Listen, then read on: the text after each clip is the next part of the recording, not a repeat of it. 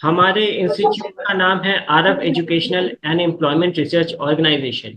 In short you can also say Airo institute.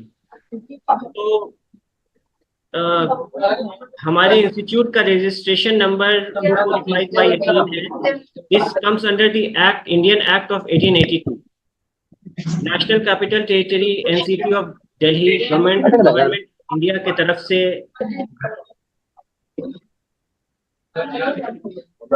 इसको पैसे मिल जाएंगे सीखने का रिकॉग्निशन बहुत मिल अच्छा चुका है और वो ये तो बाबा सीधी बोला 2018 से इट इज इन है एग्जिस्टेंस। अगर यहाँ पे एक सवाल आ रहा है मुझे, मैं शेयर करना चाहूंगा। शेख आदिल रजा साहब ने पूछा है कि is the institute gonna to provide a certificate of participants webinar at the end. तो ऐसा है कि इसके बारे में जानकारी हम आपको जो व्हाट्सएप पे ग्रुप हमने बनाया था उसमें हम आपको दे देंगे।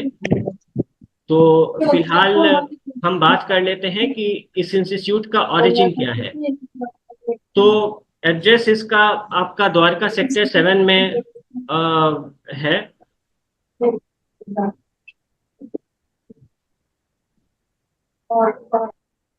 फोन नंबर वगैरह आप पहले स्लाइड में देख सकते हैं, यहाँ पे हमने प्रोवाइड किया हुआ है आपको। बाकी जितने भी 6 पार्टिसिपेंट्स हैं और जितने भी बाकी पार्टिसिपेंट्स हैं जो हमारे वेबिनार में पार्टिसिपेट कर रहे हैं, उनको बाकी कॉन्टैक्ट डिटेल्स हम जो व्हाट्सएप पे हमारा ग्रुप है उसमें शेयर कर देंगे।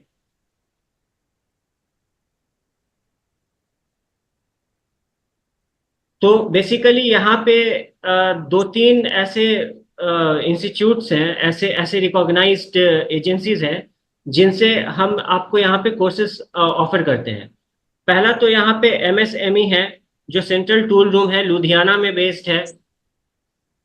यहाँ पे आपको जितने भी कोर्सेज मिलेंगे ये सारे ऑफलाइन कोर्सेज हैं। इनमें कोई ऑनलाइन कोर्स नहीं है, लेकिन ऑफलाइन कोर्सेज हैं and they are very useful and they are recognised in all over the country.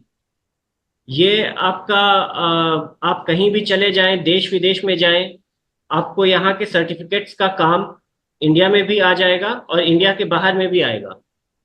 We have our students from here जो कि अभी बाहर के देशों में भी काम कर रहे हैं, मोस्टली गल्फ कंट्रीज में हैं, और इंडिया भर में तो जो हमारे एलुमनाई हैं वो काम कर ही रहे हैं। फिर यहाँ पे गुरु गोविंद यूनिवर्सिटी से फायर एंड टेक्नोलॉजी का भी कोर्स होता है, FTIS, fire technology and industrial safety management. यहाँ कहाँ जा रहे हो फिर चलते रहो जी, तो भाई रोक दो फिर रोक दो फिर इसका भी रिकॉग्निशन जो है वो पूरे देश में दो तीन ऐसी यूनिवर्सिटीज हैं जिसका रिकॉग्निशन काफी मतलब महत्व रखता है कंट्री में। अगर आपको फायर एंड टेक्नोलॉजी में अगर करियर बनाना है, फायरमैन में अगर जाना है, तो one of them is from our institute only that you can pursue from here. Our mission in Aero Institute is self-finance organization with a view of undertaking extramural studies, promoting and facilitating research programs, extension programs, field outreach activities, and training in the field of education and empowerment in contributing to the development of society. तो जैसा आप यहाँ पे देख सकते हैं, मैं आपको थोड़ा और एक्सप्लेन कर देता हूँ। हमारे इंस्टीट्यूट में, एरो इंस्टीट्यूट में, न सिर्फ आपको एक रिकॉग्नाइज्ड यूनिवर्सिटी से सर्टिफिकेट प्रोवाइड कराया जाता है, बल्कि आपको बाद में आपके करियर के ग्रोथ के लिए, जॉब अपॉर्चुनिटीज के लिए यहाँ से प्रॉपर असिस्टेंस भी मिलता है। We have a placement cell also here. यहाँ पे एक प्लेसमेंट सेल भी है जहाँ से एवरी ईयर ऑलमोस्ट जितने भी स्टूडेंट्स यहाँ से पास आउट होके निकलते हैं उनकी जॉब भी लग जाती है। फिर आप अगर और भी सर्टिफिकेशंस लेना चाहते हैं, जैसे कि महाराष्ट्र गवर्नमेंट के तरफ से बहुत सारे सर्टिफिकेशंस हैं, ITI डिप्लोमा के सर्टिफिकेशंस हैं, बहुत सारे एग्जाम्स होते हैं, वो आप इधर से क्लियर कर सकते हैं। और न सिर्फ आप यहाँ से क्लियर कर सकते हैं बल्कि आपको बाद में जॉब असिस्टेंस भी दिया जाएगा। क्या करना है? लाओ आप नहीं पी रहे हो? हैं? अब यहाँ से हो गया। सर्विसेज ऑफर क्या एंड कर दिया आपने? USPs of Airo. यहाँ पे आपको डिप्लोमा कोर्सेज मिलेंगे। यहाँ पे wide range of diploma courses आपको मिलेंगे, जिसमें कि आपको एडीआईएस भी है, advance diploma in industrial safety. आपका फायर एंड टेक्नोलॉजी में भी है, fire technology and industrial safety में डिप्लोमा है। सर्टिफिकेट कोर्सेज हैं, 3 महीने के कोर्सेज हैं, 6 महीने के कोर्सेज हैं। फिर अगर आपको पीजी डिप्लोमा करना है, 1 ईयर के प्रोग्राम्स भी हैं। शॉर्ट टर्म कोर्सेज भी हैं कुछ, जैसे कि हेल्थ एंड सेफ्टी इंस्पेक्टर के कोर्सेज हैं। आरपीएल ट्रेनिंग है हाइड्रोकार्बन सेक्टर में। स्टडी मटेरियल वगैरह आपका कुछ आपका तो यूनिवर्सिटी से, सेंट्रल यूनिवर्सिटी से भी आता है। कुछ आपको अगर एक्स्ट्रा स्टडी मटेरियल की जरूरत है, we have our own faculty over here, they can also provide you.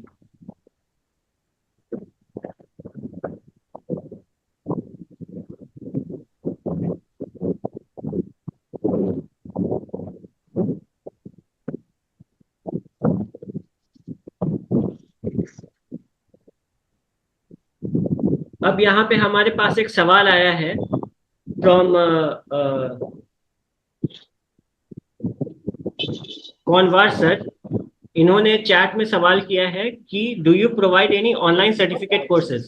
क्या यहाँ पे सर? यहाँ पे मंडी वाले चौक पे रोज जाना, अगर यहाँ से निकलेंगे तो यहाँ से निकल लेंगे, क्या जी? फिर आगे से निकलना पड़ेगा।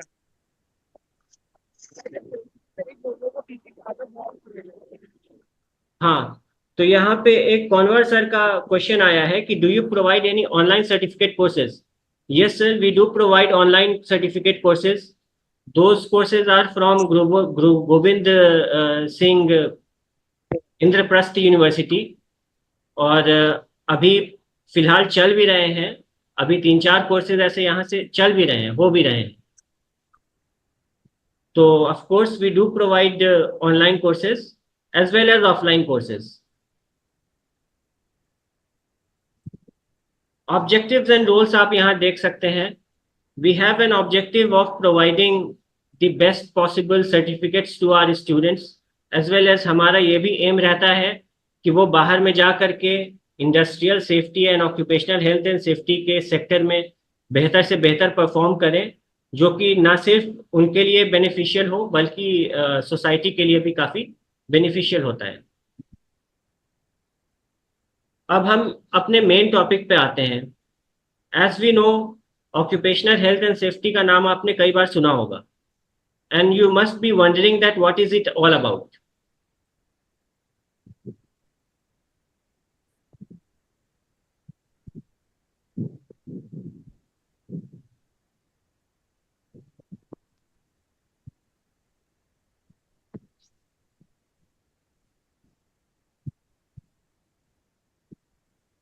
सो occupational health and safety and environment, इसको शॉर्ट में OHS भी बोलते हैं। It is a set of rules and procedures that aim to prevent accident and injuries in the workplace. Also considers the health, safety and well-being of people who work for a business. तो यहाँ पे काफी short में समझाया गया है, लेकिन मैं इसको थोड़ा आपको और डिटेल में समझाता हूँ ताकि आप समझ सकें कि ये है क्या। किसी भी वर्क प्लेस पे काम करने वाले कर्मचारियों का हेल्थ, स्वास्थ्य, काम के वजह से या कार्य के वजह से या काम के जगह के वजह से, जो एनवायरनमेंट है काम के जगह के वजह से, जो काम का आपका फैक्ट्री है या ऑफिस है या कोई भी इंडस्ट्रियल सेक्टर है, वहां पे किस तरह का काम का एनवायरनमेंट है, उससे उससे जो काम करने वाले कर्मचारी हैं उनके हेल्थ पे अच्छा या बुरा प्रभाव पड़ सकता है। तो occupational health, safety and environment एक ऐसा सब्जेक्ट है जिसमें हम जानने की कोशिश करते हैं कि वर्क प्लेस को और वर्किंग एनवायरनमेंट को किस तरीके से हम बेहतर बना सकें, ताकि वहां काम करने वाले कर्मचारियों का स्वास्थ्य में मानसिक स्वास्थ्य, शारीरिक और सामाजिक स्वास्थ्य उनका बना रहे। मतलब basically occupational health and safety is a subject that aims at making the workplace as good as possible for the workmen, so as to maintain their highest degree of physical, mental and social health. ये आपका, अगर आपसे कोई पूछता है कि occupational health and safety है क्या, तो यू कैन सिंपली आंसर कि कार्यस्थल पर कार्य को किस तरीके से हम बेहतर बनाएं ताकि काम करने वाले लोगों का physical, mental and social health अच्छा रहे, काम के वजह से उनके हेल्थ पे कोई बुरा असर नहीं पड़े। इस साइंस को या इस अप्लाइड साइंस को occupational health, safety and environment कहते हैं। अब इसका इंपॉर्टेंस क्या है, ये जरूरी क्यों है? अब बात तो समझ में आ गई कि ऑक्यूपेशनल हेल्थ एंड सेफ्टी है क्या, बट अब इंपॉर्टेंट बात यह है कि ऑक्यूपेशनल हेल्थ एंड सेफ्टी जरूरी क्यों है? Why should we apply occupational health and safety at a work place? So there are some points. ऐसे तो बहुत सारा इंपॉर्टेंस है, लेकिन बेसिक जो आपको जानना है वो 7 पॉइंट्स हैं। देर आर 7 फैक्टर्स, 7 ऐसी वजहें हैं जिनके वजह से किसी भी ऑर्गेनाइजेशन में गवर्नमेंट की तरफ से या स्टेट गवर्नमेंट या सेंट्रल गवर्नमेंट की तरफ से, इंटरनेशनल लॉ बॉडीज की तरफ से एक कंपल्शन रहता है कि आपको minimum occupational health and safety का स्टैंडर्ड मेंटेन करना ही करना है। तो उसका पहला रीजन है एम्प्लॉय वेलबींग। जो भी कर्मचारी काम कर रहे हैं कार्यस्थल पर,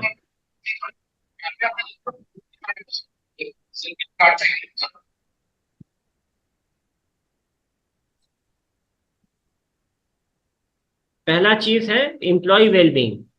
काम करने वाले कर्मचारियों का हेल्थ हर तरीके से बना रहे, उनको वर्क प्लेस का स्ट्रेस ज्यादा ना हो, उनके हेल्थ पे, उनके फिजिकल हेल्थ पे, उनके मेंटल हेल्थ पे, जो उनका जो साइकोलॉजिकल हेल्थ है उस पर कोई बुरा प्रभाव ना पड़े। इसके लिए ऑक्यूपेशनल हेल्थ एंड सेफ्टी के स्टैंडर्ड्स मेंटेन करने पड़ते हैं, क्योंकि अगर वो हम मेंटेन नहीं करेंगे तो ना सिर्फ एम्प्लॉय का घाटा है, ना सिर्फ कर्मचारियों का घाटा है, बल्कि कर्मचारी अगर ढंग से काम नहीं कर पाए, अगर उनके हेल्थ का हम ध्यान नहीं रख पाए, तो कल को उससे ये भी होगा कि जो फैक्ट्री है या जो कंपनी है या जो ऑर्गेनाइजेशन है उसके प्रोडक्शन में भी घाटा आ जाता है, फायदा नहीं होता, बल्कि फायदे के बजाय नुकसान हो जाता है।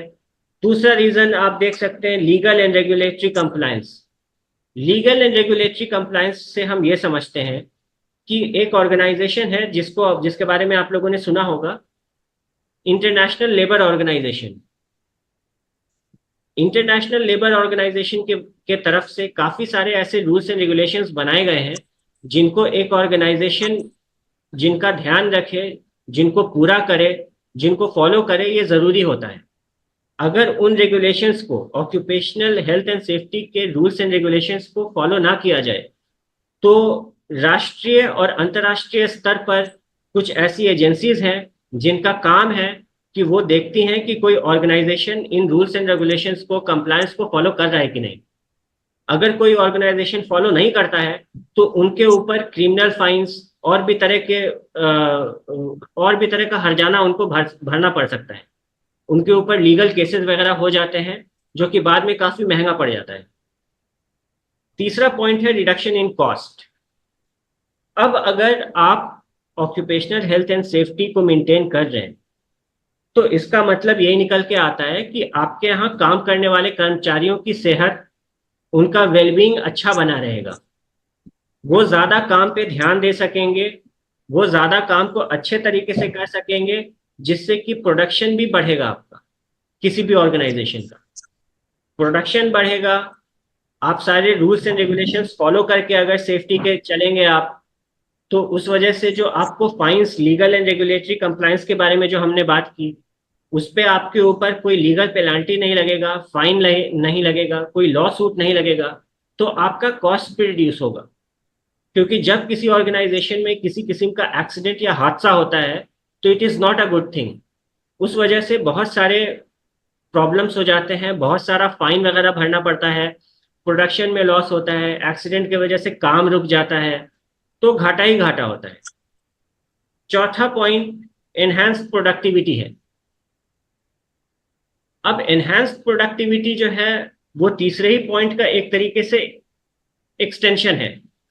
जब आपका कॉस्ट घटेगा, जब एक्सीडेंट्स के ऊपर आपका ध्यान कम जाएगा, जब हादसे कम होंगे, और हादसे कम होने की वजह से जब आपका टाइम भी बचेगा, तो जाहिर है कि आपकी प्रोडक्टिविटी भी बढ़ेगी। क्योंकि जब किसी कर्मचारी की सेहत खराब होती है, या जब कोई बुरा हादसा, कोई एक्सीडेंट कहीं पे होता है, उस वजह से प्रोडक्शन भी रुकता है। प्रोडक्शन के रुकने की वजह से प्रोडक्टिविटी घट जाती है। आप अगर एक दिन में 1,000 प्रोडक्ट्स बना सकते हैं, तो किसी मिस हैपनिंग की वजह से, किसी हादसे की वजह से, एक्सीडेंट की वजह से आप उस दिन 500 प्रोडक्ट्स का ही प्रोडक्शन कर पाएंगे। तो इस तरीके से भी आपको घाटा होना है। अब जब हम ऑक्यूपेशनल हेल्थ एंड सेफ्टी की बात करते हैं, तो इसमें 10 ऐसे प्रोसीजर हैं जिनको हमें फॉलो करना पड़ता है। इनको फॉलो करके ही हम ऑक्यूपेशनल हेल्थ एंड सेफ्टी को मेंटेन कर सकते हैं। इसमें पहला प्रोसेस है रिस्क असेसमेंट का। रिस्क असेसमेंट का मतलब हुआ कि किसी कार्यस्थल पे एक्सीडेंट होने की जो भी संभावना है, जो भी हादसा हो सकता है, जो भी मिसहैपनिंग हो सकता है, हम उसे असेस करते हैं। हम जानने की कोशिश करते हैं कि यहाँ पे कौन से हादसे हो सकते हैं, किस तरह की परेशानियां क्रिएट हो सकती हैं। हम उन्हें पता करके उन्हें रिड्यूस करने की कोशिश करते हैं। दूसरा, by providing personal protective equipments to the workman.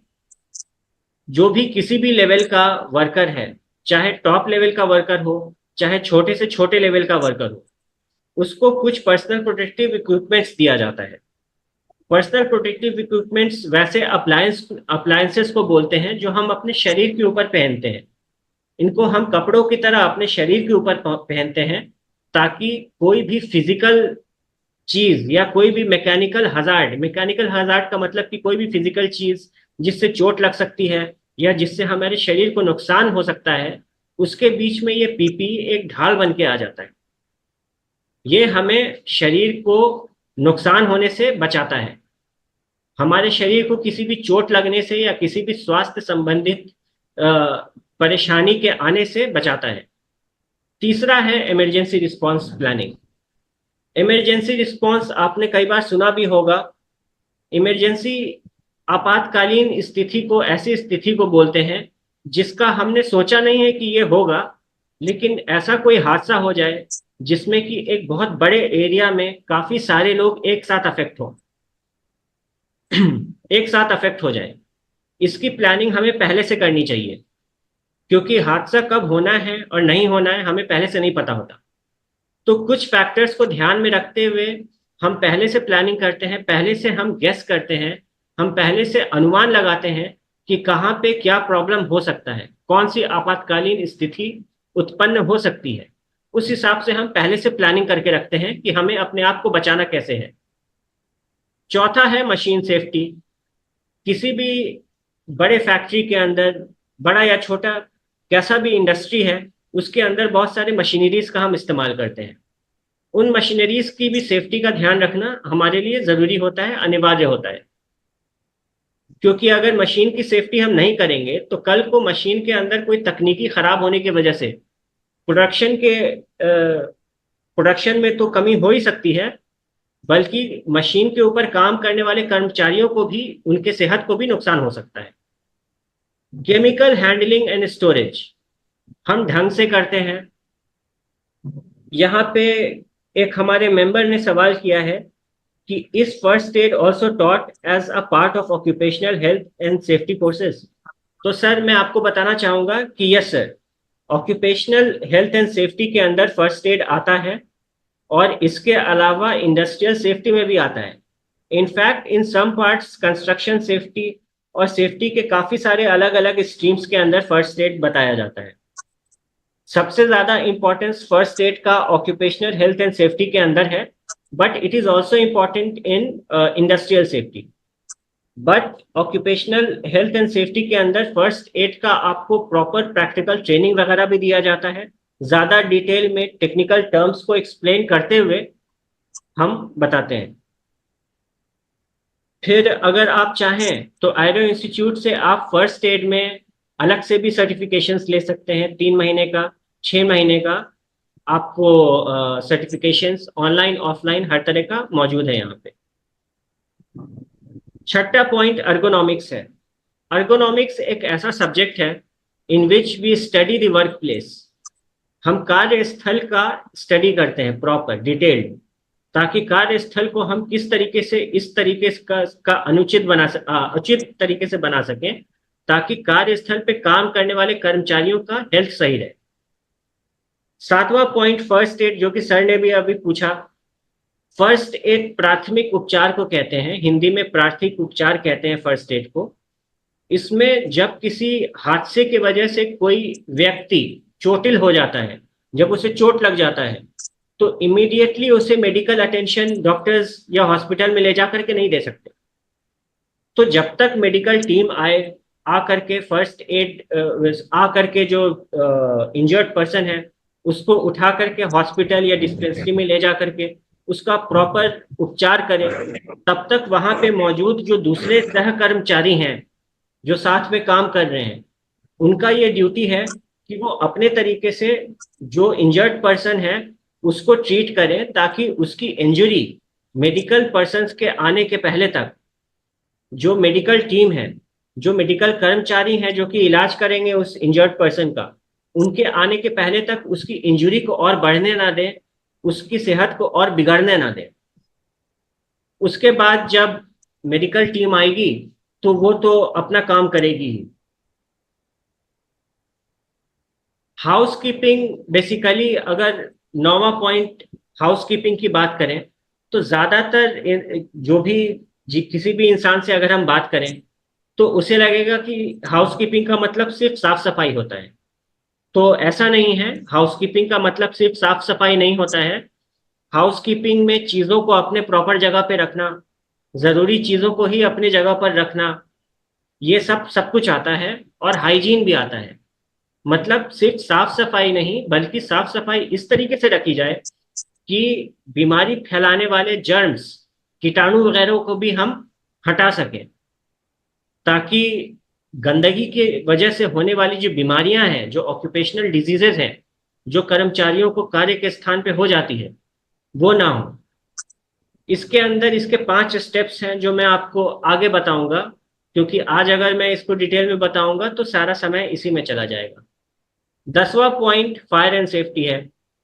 Fire and safety का इंतजाम पहले से हम इसलिए करके रखते हैं क्योंकि ज्यादातर फैक्ट्रीज में जहां पर हीट एंड टेम्परेचर में काम हो रहा है, या केमिकल्स के साथ काम हो रहा है, या किसी ऐसे गैस के मौजूदगी में काम हो रहा है जो इन्फ्लेमेबल है, जिसमें आग लग सकती है, तो यहाँ पे आग लगने पर नुकसान कम से कम हो, या ऐसी नौबत ही ना आए कि जिसके वजह से आग लगे या आग फैले।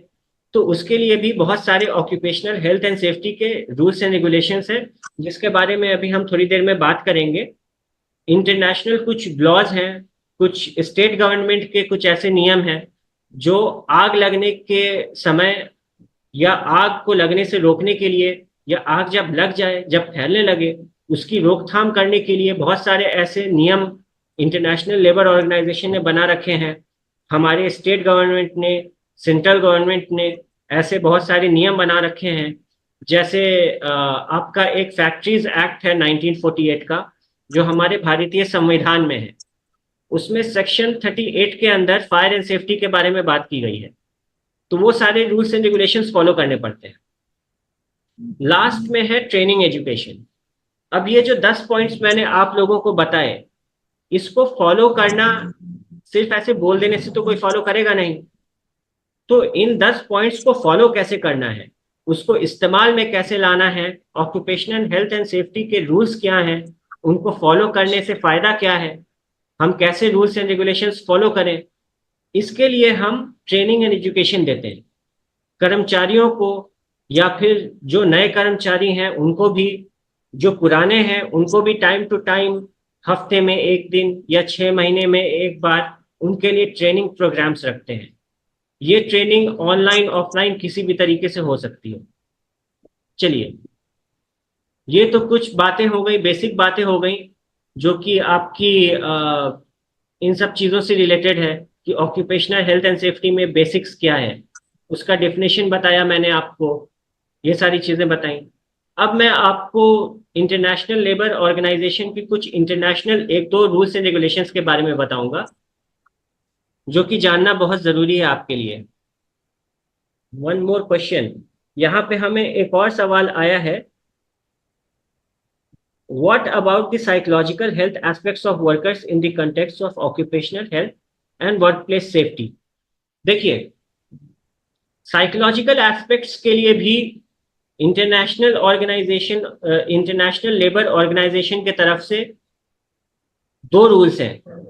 एक तो कन्वेंशन 155 बोलते हैं, दूसरे को बोलते हैं रिकमेंडेशन 164। ये रूल्स है, ये नंबर के हिसाब से चलता है। इसके अंदर और भी बहुत सारे रूल्स एंड रेगुलेशंस हैं। इसमें वर्किंग आवर्स मतलब काम करने का कितना समय है, आप कितने देर काम कर रहे हैं वगैरह। जब आप काम कर रहे हैं तो आपका ब्रेक कितने देर पे लेना है, काम करते समय लोगों का आपस में किस तरह का व्यवहार होना चाहिए, इससे रिगार्डिंग भी ऑक्यूपेशनल हेल्थ एंड सेफ्टी के अंदर बहुत सारे रूल्स एंड रेगुलेशंस है, जो कि मैं आगे चल के आपको डिटेल में बताऊंगा। ये सारे रूल्स एंड रेगुलेशंस इसलिए फॉलो किए जाते हैं ताकि जो वर्कमैन है, जो कर्मचारी है, वो काम के प्रति ज्यादा स्ट्रेसफुल ना हो जाए, वो मानसिक तौर पे काम को लेकर के ज्यादा परेशान ना हो, उसका मेंटल हेल्थ सही रहे। उसके लिए जो ऑक्यूपेशनल हेल्थ एंड सेफ्टी के अंदर जो सब्जेक्ट आता है, उसको स्पेसिफिकली उसको हम बोलते हैं इंडस्ट्रियल साइकोलॉजी। इंडस्ट्रियल साइकोलॉजी में कोई भी हादसा अगर होता है या कोई भी प्रॉपर्टी लॉस होता है इंडस्ट्री के अंदर, वो किस तरीके से वर्कमैन के साइकोलॉजी को प्रभावित करता है, वो वर्कर्स के मेंटालिटी को, उनके साइकोलॉजिकल हेल्थ को, मेंटल हेल्थ को किस तरीके से बिगाड़ता है, और उसको सुधारने के लिए हमें क्या करना चाहिए, हमें किस तरीके से मोटिवेट करना चाहिए। अच्छा, वर्कर्स को टाइम टू टाइम मोटिवेट भी करते रहना जरूरी है। अगर वर्कर्स हमारे यहाँ अच्छा काम कर रहे हैं, वो बस काम किए जा रहे हैं और हम उनको सैलरी दिए जा रहे हैं, बस इतना काफी नहीं है। उनको टाइम टू टाइम उनके लिए सेफ्टी प्रोग्राम्स रखना चाहिए, जिसमें किसी ने कुछ अगर अच्छा काम किया है उसे अप्रेस करना चाहिए, प्रेस करना चाहिए, उसके लिए कुछ गिफ्ट वगैरह का अरेंजमेंट करना चाहिए। एक कोशिश होनी चाहिए, एक अप्रोच होना चाहिए कि कार्यस्थल का काम का माहौल अच्छा बना रहे, क्योंकि माहौल अच्छा रहेगा तो माहौल अच्छा रहेगा तो मेंटल हेल्थ भी अच्छा रहेगा लोगों का। अब यहाँ पे एक सर हैं, उन्होंने क्वेश्चन किया था कि first aid occupational health and safety के अंदर आता है कि नहीं। तो एक और दूसरे सर हैं, उन्होंने जवाब दिया है कि अर्गोनॉमिक्स के अंदर भी आता है। तो बिल्कुल सही बात है, ये अर्गोनॉमिक्स के अंदर ही आता है। तो अर्गोनॉमिक्स जो है वो एक ऐसा साइंस है जो कि ऑक्यूपेशनल हेल्थ एंड सेफ्टी के अंदर ही आता है बेसिकली। तो अब मैं आपको कन्वेंशन 155 और रिकमेंडेशन 164 के बारे में एक जानकारी दे दूं। ये दो ऐसे रूल्स हैं जो कि जिनेवा में बनाए गए इंटरनेशनल लेबर ऑर्गेनाइजेशन के तरफ से। इसमें physical, mental and social health को अच्छा रखने के लिए लगभग कन्वेंशन 155 में 10-15 चैप्टर्स हैं और 20-21 या 22 चैप्टर्स आपको रिकमेंडेशन 164 में है, जो कि अभी चूंकि समय कम होने की वजह से मैं बता नहीं सकता आपको। बट नेक्स्ट टाइम जब हम मिलेंगे कल को, तो हम इसके बारे में डिटेल में और बात करेंगे और आगे आपसे और भी टॉपिक्स के ऊपर डिस्कशन करेंगे। So thank you for joining our webinar today. We shall meet again tomorrow. Thank you so much.